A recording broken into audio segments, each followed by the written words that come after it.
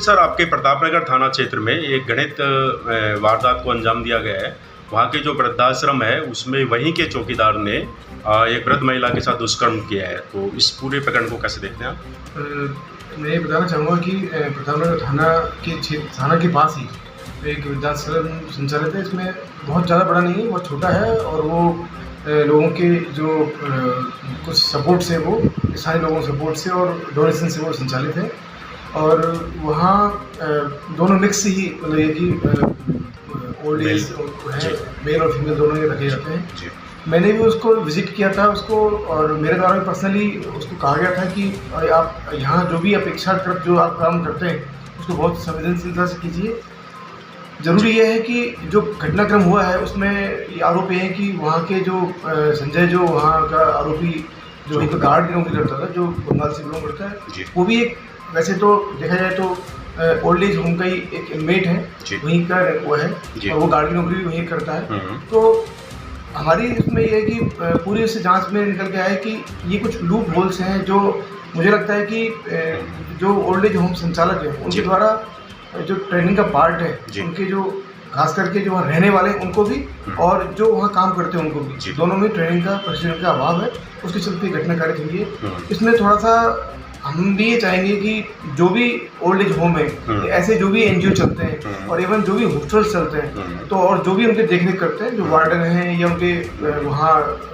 एक तरह से निगरानी रखते हैं, वहाँ पे चौकीदार हैं या संरक्षक हैं, तो उनके लिए हम चाहेंगे कि वो हमसे संपर्क करके और जो अपराध के बिंदु हैं कि कैसे कैसे उनके साथ में या उनके इनमेट के साथ में अपराध हो सकता है, उस पर हम चाहेंगे कि उनके हम संक्षिप्त ट्रेनिंग या एक शॉर्ट ड्यूरेशन कोर्स कर सकते हैं। तो इस बारे में मैं आपके माध्यम से ये संदेश पहुँचाना चाहूँगा कि जो भी ऐसे ग्रुप्स हैं, जो भी ऐसे एनजीओज हैं जो संचालन कर रहे हैं, चाहे ओल्ड एज होम हो, चाहे बालिका हो, चाहे या वो कोई भी हॉस्टल संचालित भी कर रहे हैं, तो वहाँ जो उनके केयर टेकर हैं, उनके जो वहाँ नौकरी कर रहे हैं, जो उनके चौकीदार हैं या और जो वहाँ पे जो काम कर रहे हैं, उन सबकी ट्रेनिंग हो और खास करके जो वहाँ इनमेट्स हैं उनकी ट्रेनिंग हो कि उनके साथ में कैसे कैसे अपराध हो सकते हैं। ऐसे भी सर, आपने सांगानेर क्षेत्र में चूँकि ऐसी जो संदिग्ध गतिविधि होती है, ऐसे ओल्ड होम एज हैं, ऐसे संदिग्ध किराएदार के जो रहने के ठिकाने हैं, उन सब के आप समय समय पर इन्वेस्टिगेशन करते हैं, उनकी तथ्यात्मक जानकारी जुटाते हैं। तो उसके मद्देनज़र आप बताइए कि क्या आपको लगता है इस तरह के जो ओल्ड होम्स हैं इनका पर्पज़ क्या है सर? देखिए, मैं ये बताना चाहूँगा कि जो ओल्ड एज होम संचालित हो रहा है, पर्टिकुलरली ये जिसमें ये वारदात हुई है,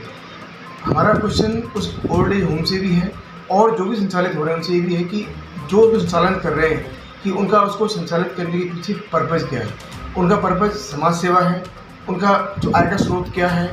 ये इस चीज़ में भी कोई चीज़ छुपी होनी चाहिए, ये सारी चीज़ क्लियर होनी चाहिए। और इस पूरे समाज को और जो भी उत्सुक लोग हैं, जो सोसाइटी के लोग हैं, जो इनकी कार्यप्रणाली को जानना चाहते हैं, मैं तो कहता हूँ कि इसमें पारदर्शिता भी होनी चाहिए। क्वेश्चन पूछे जाने चाहिए उनसे कि आप इसको संचालित क्यों कर रहे हो, इसके पीछे आपका पर्पज़ क्या है, आप डोनेशंस, आप पैसा, आपका आय का स्रोत क्या है आपका, या आपकी खुद की आजीविका का स्रोत क्या है, आपके पीछे आपका खर्चा कितना है, आपकी सोर्स ऑफ इनकम क्या है और आपकी खर्चे कितने, आप फैमिली जो है वो कैसे सर्व कर रही है, वो कैसे चल रही है। तो ये सारी चीज़ों में बिल्कुल क्लियर कट लाइन होनी चाहिए। कहीं ये तो नहीं है कि डोनेशन लेकर के और वो डोनेशंस जो है वो बाइफरकेट हो रहे हो, वो साइफन ऑफ हो रहे हो घर की खर्चों की तरफ, या ये सिर्फ दिखावा हो, ऊपर मुखौटा कुछ हो अंदर कुछ और हो। इन सारी चीज़ों पे ये भी हमारे जांच का और हमारे इन्वेस्टिगेशन का विषय है, जिनका मैंने एसएचओ को भी इस बारे में कहा है और हम इन चीज़ों पर और अधिक संवेदनशीलता से भविष्य में काम करेंगे। और जो भी हमारे इलाके में ऐसे संचालित हो रहे हैं उनमें हम इन्हीं दायरे के साथ में जो हमारे क्वेश्चंस हैं, जो हमारे वो हैं पैरामीटर्स हैं, उनके अकॉर्डिंग हम जांच का हमारा दायरा बढ़ाएंगे और हम आगे जांच करेंगे।